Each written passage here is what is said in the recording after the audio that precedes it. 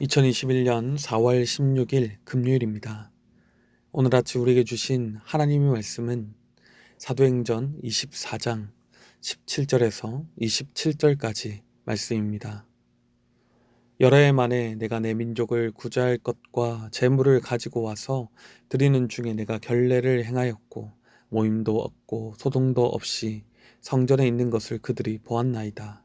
그러나 아시아로부터 온 어떤 유대인들이 있었으니 그들이 만일 나를 반대할 사건이 있으면 마땅히 당신 앞에 와서 고발하였을 것이요. 그렇지 않으면 이 사람들이 내가 공회 앞에 섰을 때에 무슨 옳지 않은 것을 보았는가 말하라 하소서.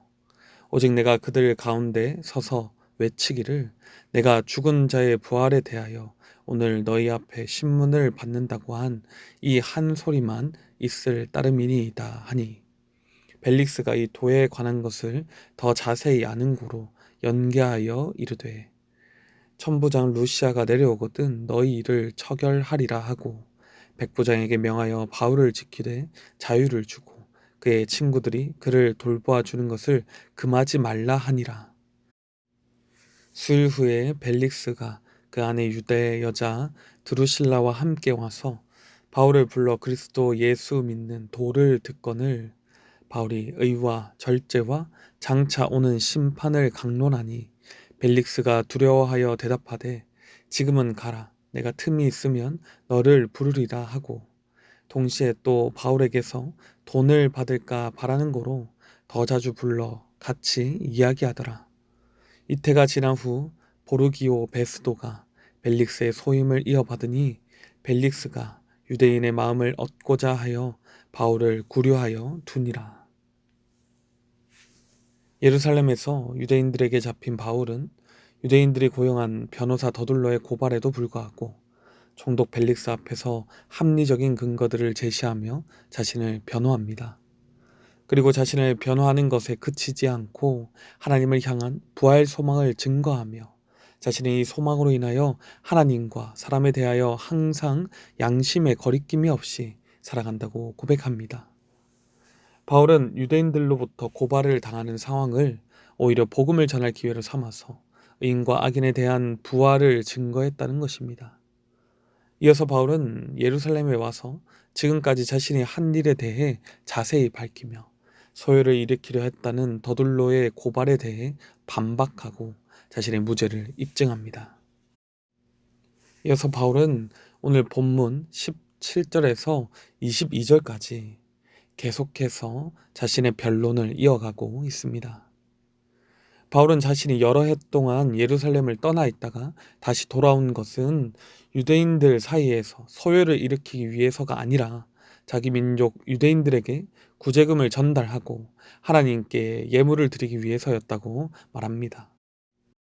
이렇게 그는 예물을 드리는 중에 정결 예식만 행하였고 어떠한 모임도 소동도 일으키지 않았다고 말합니다. 그리고 이 모든 사실을 지금 자신을 고발하고 있는 유대인들이 다 보았다고 하죠. 더돌로를 비롯하여 그를 고발하는 자들이 이 사실을 모두 다 알고도 자신이 성전을 더럽혔다고 거짓되게 고발하고 있다는 것입니다. 만약 그들의 주장대로 자신이 고발을 당할 만한 일을 했다면 그 자리에 함께 있었던 아시아에서 온 유대인들이 당연히 자신을 고발했을 것이라고 합니다. 그리고 자신은 죽은 사람의 부활에 대하여 당신 앞에서 재판을 받는다고 외친 것밖에 없다고. 그렇지 않다면 자신이 유대 공회 앞에 불려갔을 때 이 사람들이 무슨 죄목을 찾았는지 한번 말해보라고, 물어보라고 벨릭스에게 말합니다. 바울은 자신을 고발하는 자의 고발이 얼마나 터무니없는 것인지 지적을 하면서 자신의 무죄함을 이렇게 증명하고 있다는 것입니다. 이 말을 듣던 벨릭스는 어떤 판결을 내립니까? 애초에 벨릭스는 지금 유대인들 사이에서 일어나는 이 종교 분쟁에 대해 자세히 알고 있었습니다. 그래서 바울의 변론을 들으면서 바울이 무죄하다는 것도 확신했을 것입니다. 그러나 그는 바울을 석방하지 않습니다. 22장과 23장입니다. 벨릭스가 이 도에 관한 것을 더 자세히 아는 고로 연기하여 이르되 천부장 루시아가 내려오거든 너희 이를 처결하리라 하고 백부장에게 명하여 바울을 지키되 자유를 주고 그의 친구들이 그를 돌보아 주는 것을 금하지 말라 하니라. 벨릭스는 아마도 자신이 통치하는 지역에서 큰 영향력을 가지고 있었던 종교 지도자들의 의견을 무시할 수가 없었을 것입니다. 그러나 로마 시민권을 가진 바울이 무죄하다는 것은 알았기에 바울도 함부로 처벌을 할 수 없었지요. 그래서 그는 천부장 루시아를 핑계대며 의도적으로 이 판결을 연기합니다. 그리고 백부장이 지키는 조건으로 바울에게 자유를 주고 친구들도 그를 돌보아 줄 수 있도록 합니다. 벨릭스의 관심사는 정의에 있지 않았고 자신이 통치하는 기간 동안 어떠한 문제도 일어나지 않기를 바랄 뿐이었습니다. 그의 판결과는 별개로 그는 유대 출신인 아내의 영향으로 인해서 바울이 전하는 도에 대해서 관심을 가지고 있었습니다. 벨릭스의 아내 두루실라는 헤롯 아그리파 1세의 막내딸로서 유대인들 사이에 큰 관심을 불러일으킨 예수 그리스도의 복음의 도에 대해 궁금증을 가지고 있었을 것입니다. 며칠 뒤 벨릭스는 두루실라와 함께 바울을 불러내어서 그리스도 예수를 믿는 믿음에 대해서 들었습니다. 바울은 자신의 생사를 결정할 수 있는 벨릭스 앞에서도 두려움 없이 담대하게 의와 절제와 장차 올 심판에 대해서 말씀을 선포했습니다. 여기서 말하는 의는 하나님과의 관계라기보다는 현재 벨릭스가 공의롭게 치리하지 못함을 지적하는 내용이었을 것이고, 절제는 세 번째 결혼인 벨릭스와 남편을 버리고 재혼한 드루실라의 정욕을 지적하는 내용이었을 것입니다. 마지막으로 장차 있을 심판과 부활에 대해 언급함으로 그들의 회개를 촉구하였을 것입니다. 자신의 죄를 담대하게 지적하는 바울의 강론을 들은 벨릭스는 두려움을 느꼈습니다. 벨릭스는 바울의 강론에 흥미를 느끼며 시간이 나면 또다시 부르겠다고 합니다.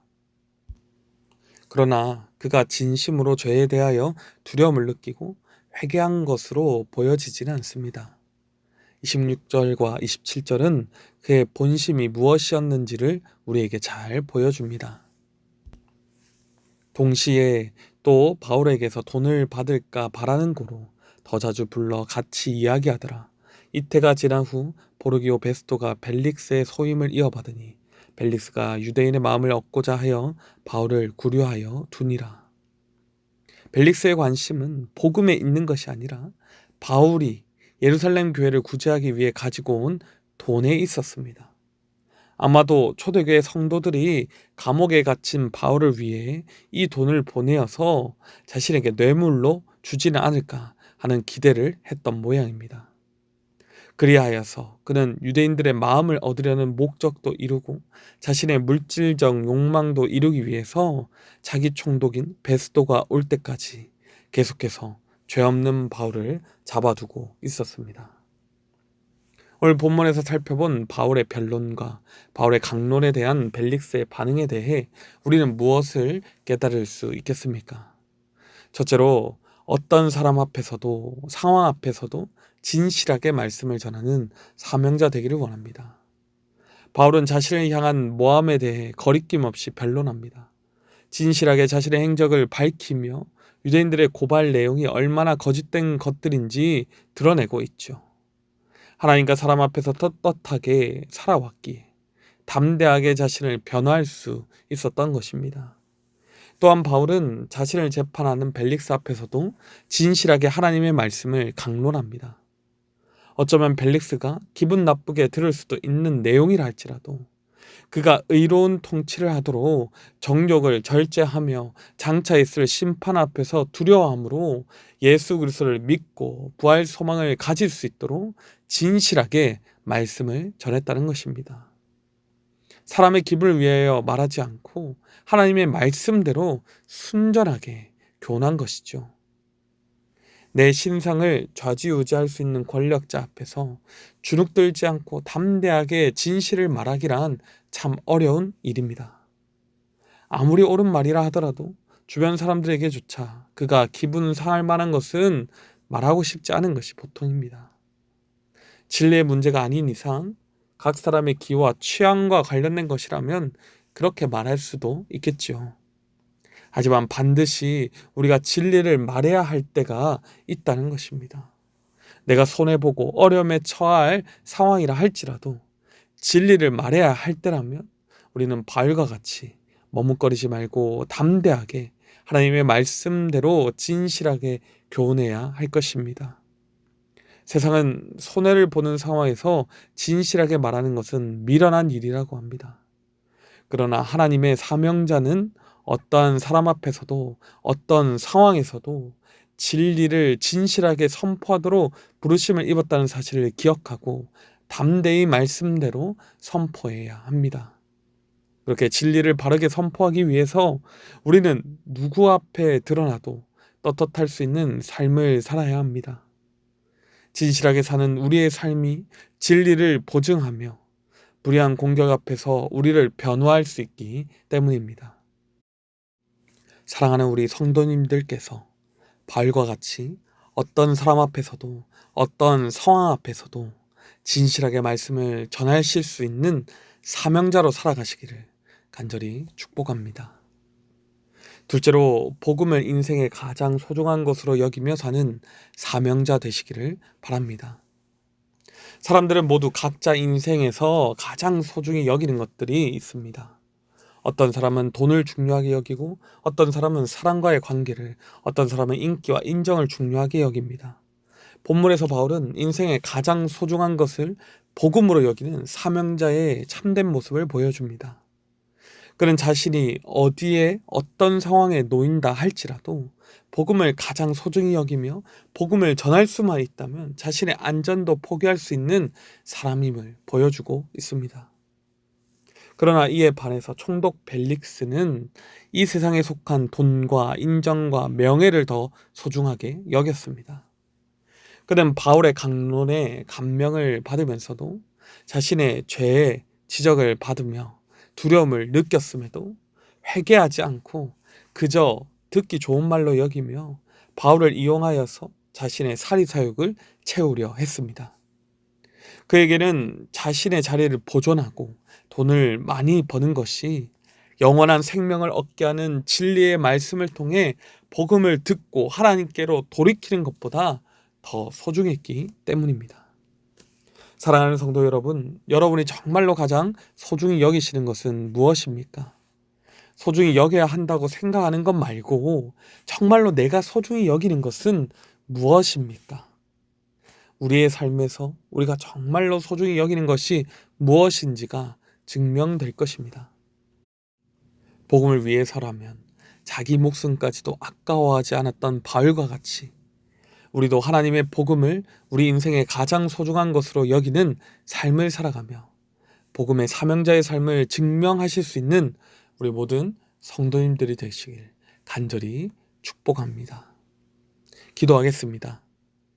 하나님 아버지, 우리를 사명자로 부르시고 이 사명을 감당할 수 있도록 지켜 보하여 주셔서 감사합니다. 진리를 진실하게 선포하면 손해보고 어려운 상황에 처하게 되는 이 세상을 살아가는 주님의 자녀들을 불쌍히 여겨주시고 담대한 용기를 허락하여 주시옵소서. 그리하여서 우리가 어떤 상황 앞에서도 어떤 사람 앞에서도 진실하게 하나님의 말씀을 선포할 수 있는 사명자의 삶을 살게 하여 주시옵소서. 우리에게 가장 소중한 것이 우리가 선포하는 복음이 되기를 원합니다. 복음보다 앞서는 우리의 모든 욕망을 다 제하여 버리게 하시고 말로만이 아니라 삶으로 복음이 최우선적인 삶을 살게 하여 주시옵소서. 우리를 바울과 같은 참된 사명자의 삶을 살게 하실 줄로 믿사오며 우리 주 예수 그리스도의 이름으로 간절히 기도드립니다. 아멘. 이 시간 개인적으로 기도하실 때 오늘 나눈 말씀을 붙들고 기도하시고 주간 기도 제목을 따라서 모든 소그룹 모임들을 위하여서 기도하겠습니다. 코로나로 인해 많은 어려움을 겪고 있는 다락방 모임과 전도회 모든 모임들마다 예수 안에서 한 가족같이 은혜를 나누는 모임이 되게 하시고 여러 모양으로 함께 모일 수 있도록 환경을 열어주시고 우리 교회 안에 소외되는 영혼이 하나도 없는 사랑 많은 가정 같은 교회가 되도록 모든 소그룹 순장님들과 교회를 책임지고 섬기시는 장로님들을 위해서 함께 기도하시고 코로나19 기도 제목을 따라서 기도하시겠습니다.